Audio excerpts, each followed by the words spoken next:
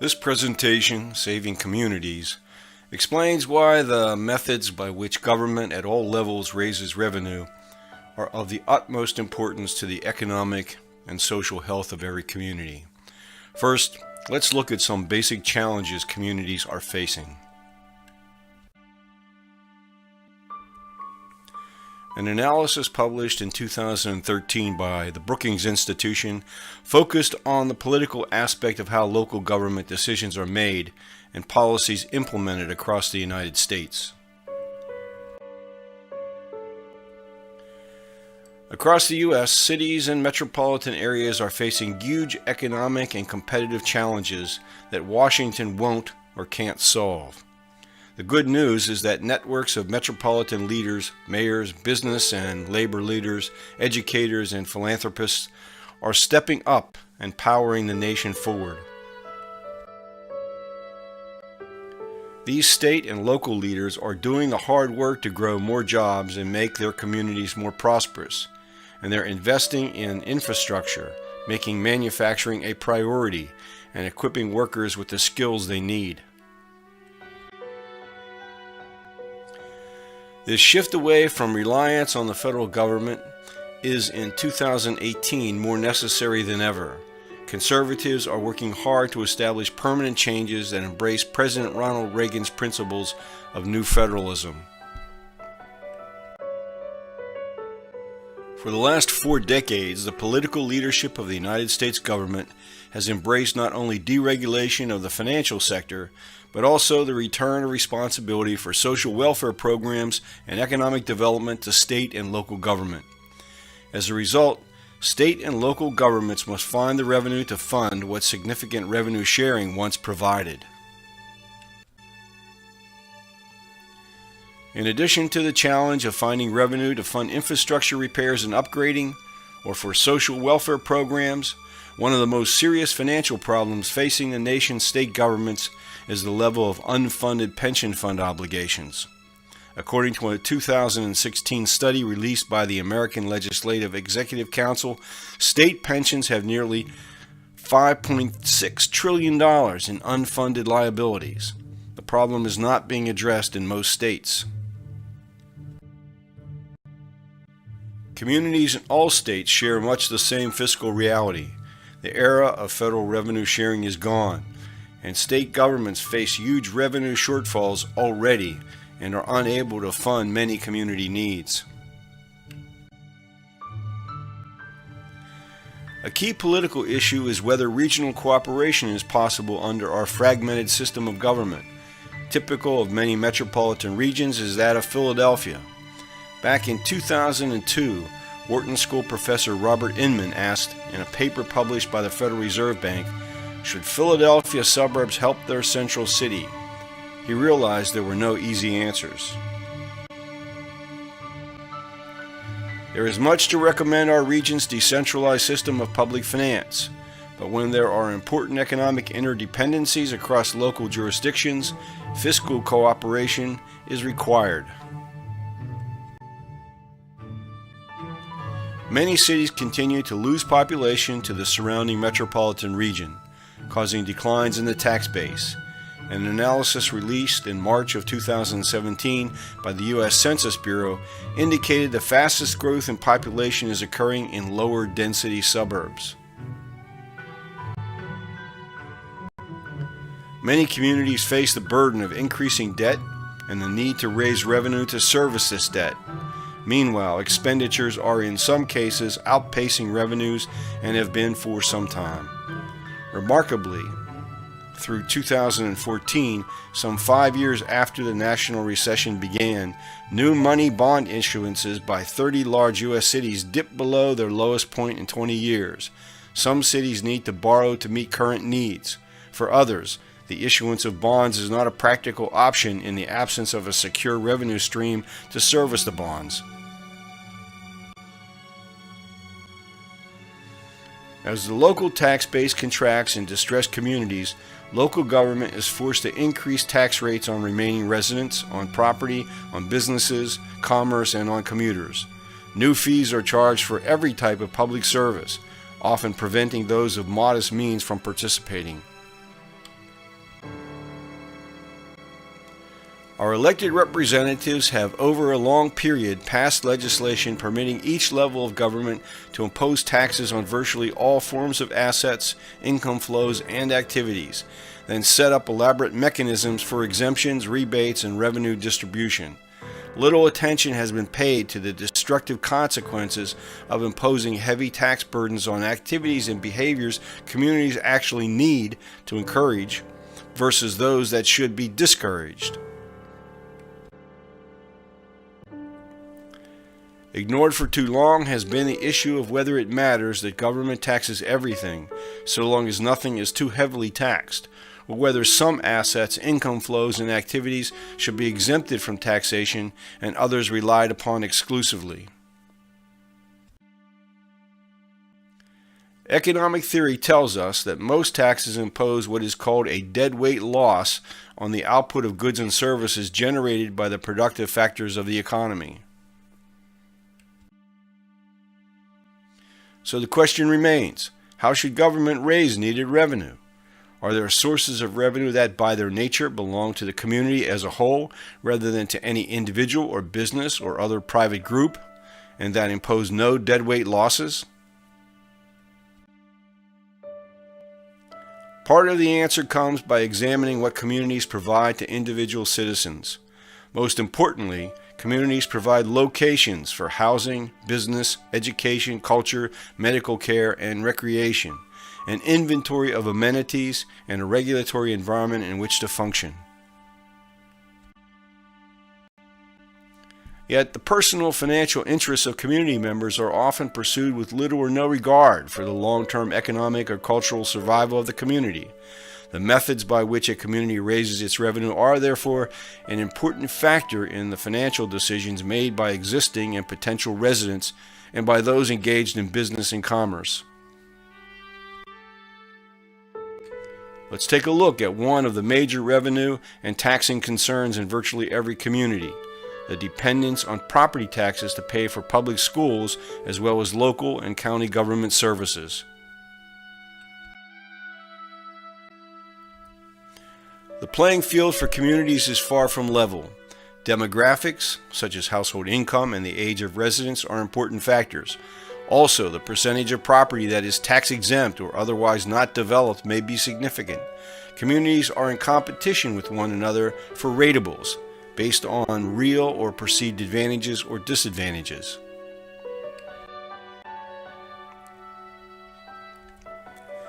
Despite a growing public resentment against rising property taxes, particularly on residential property, the appropriateness of raising revenue from taxing the value of land, of locations in our towns and cities, while exempting the value of buildings and other types of property improvements has been extensively studied, if not broadly adopted, as sound public policy.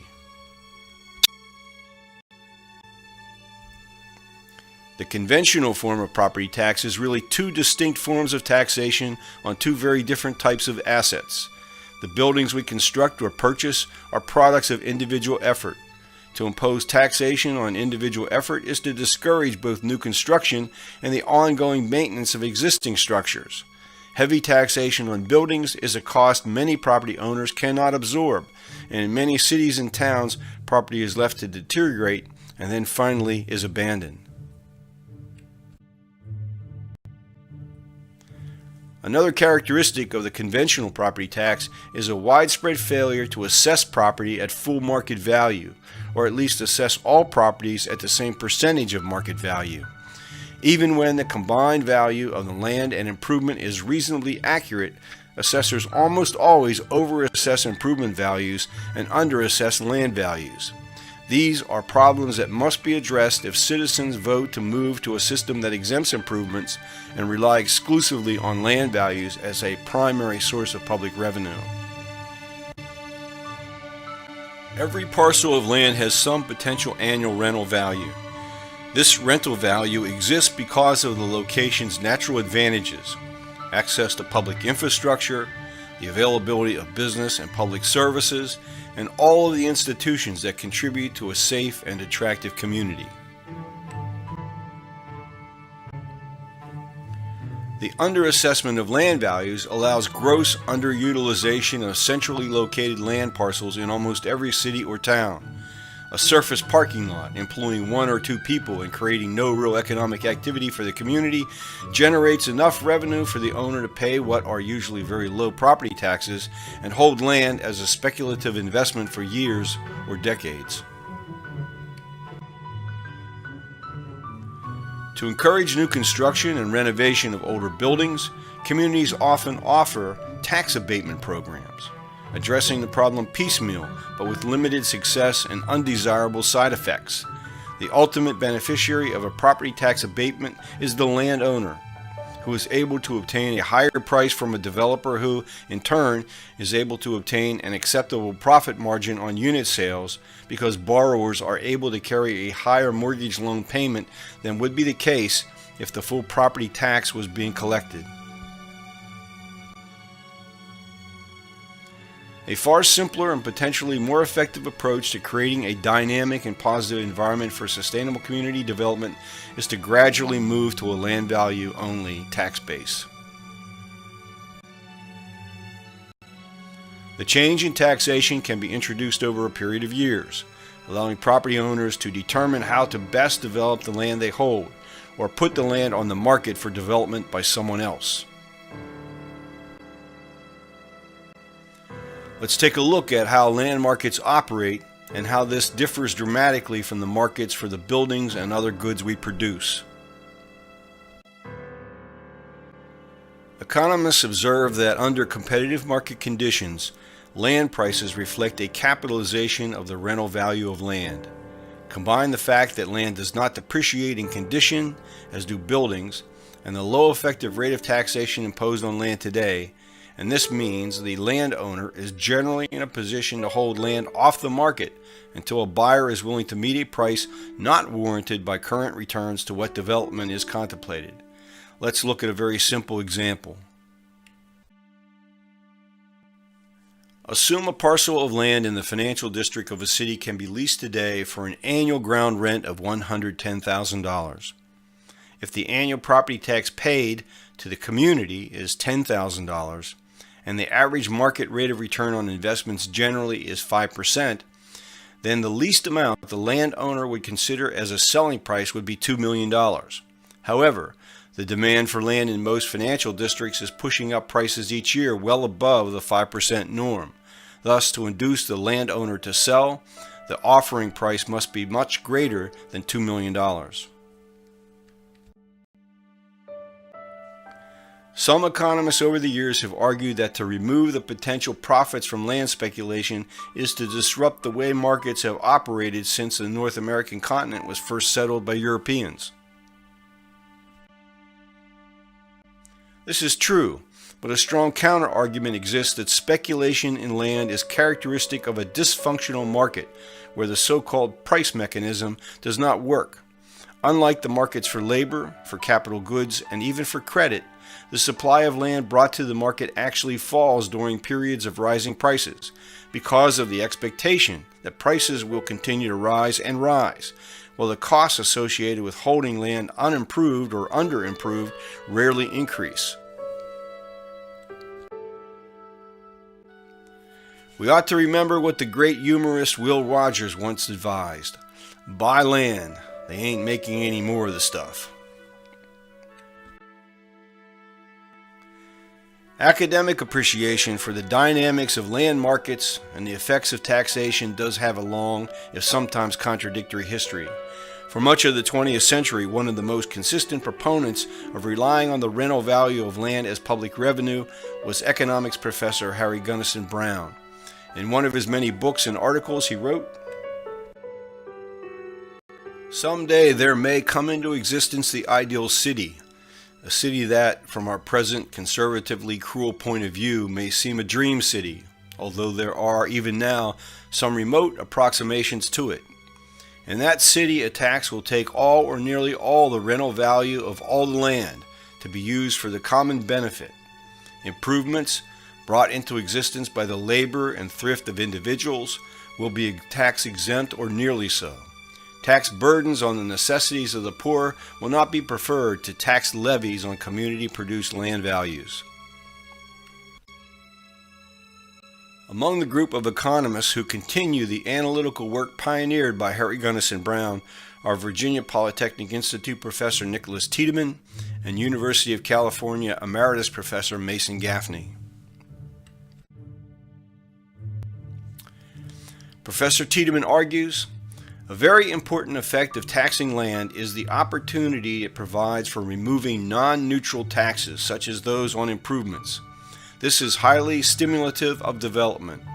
A related stimulative opportunity that is created by taxing land is the opportunity to provide services such as water, sewerage, and electricity at marginal cost.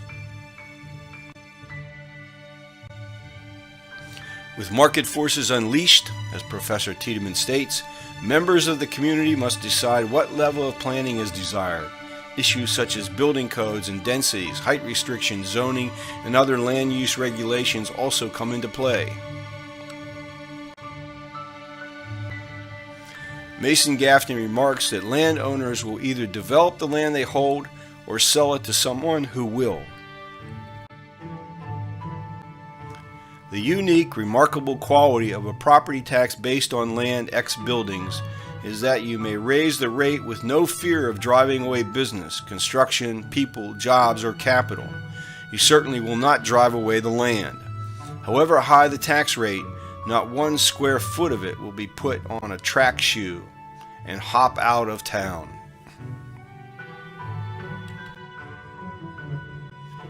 We do have some real-world experience with the practice here in the United States. Early in the 20th century, Pennsylvanians amended their state constitution to permit certain of its communities to adopt, if they chose to do so, a two-rate form of property taxation.